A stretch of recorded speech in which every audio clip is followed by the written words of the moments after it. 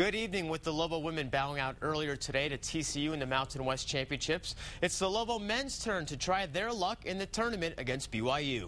The Lobos swept BYU this season and need to beat them one more time to advance to the championship game. You knew BYU's Jimmer Fredette was going to score. Fredette accounted for BYU's first 10 points. It's 10-5 BYU. Lobos' Philip McDonald lit up BYU in Provo, and he continues his hot play against the Cougars. PMAC with the dunk. It's tied at 12.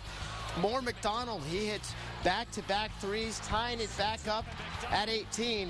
But it's the Jimmer show Lobo fans tuned into for the first half. Fredette goes 14 of 20, scoring 33 points in the first half. It's 47-42 BYU at the break. Lobos down to their final 20 minutes of the season, and for Therese Gary, it's cut short. Gary is injured on this drive to the basket. It's a knee injury, so he's done for the rest of the night, finishing with 9 points. Lobos have to finish without their captain.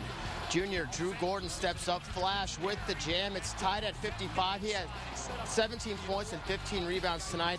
But BYU, or shall I say Jimmer Fredette, was too much.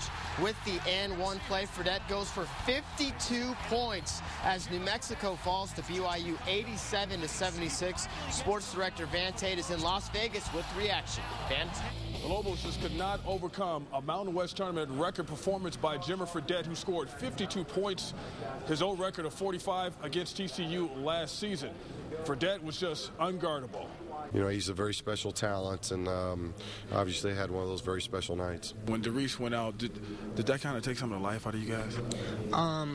I think, I want to say it took life out of us. Obviously, Therese being a four-year starter, four-year leader, it hurt us. It hurt us. But Jamal and I tried to go in there and take on the ball handling responsibilities, and I just think the flow was off a little bit. I think what we really missed him was the last 5 minutes, so we just didn't have the push in the last 5 minutes when you've got somebody of Therese's talent that doesn't get to play the second half. That, you know, it does take nothing away from BYU. I don't know if it would have mattered as well as they played tonight. Lobos finished the season at 21-12. Now the Lobo women are also out. Poor shooting doomed the Lobo women for most of the season, and it came back to get them in the Mountain West Tournament semifinals against TCU. The only lead the Lobos held over TCU was at the start of the game when Jasmine Patterson scored 3 of her team leading 9 points. We just weren't making selective shots with them, and they just weren't falling, and I don't want to make any excuses, and we just weren't making good shots. I thought we shot pretty well throughout the tournament until today. I don't know whether it was legs. It didn't appear to be legs, but sometimes you get leg weary. But just the timing was off. And then a couple people started to get cold, and sometimes when that happens, everybody gets cold. When Elena Fairstarter and TCU took a 5-3 lead in the first half, it was for good.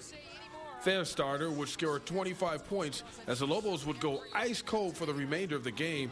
The Lobos struggled to a 14 of 59 shooting day at 23.7% and fall in the Mountain West Tournament semifinals 61-40. While the women are completely done, the Lobo men will wait to see if they get an invitation to postseason play, perhaps the NIT. That's it from Las Vegas. Van Tate, KRQE News 13 Sports, Las Vegas.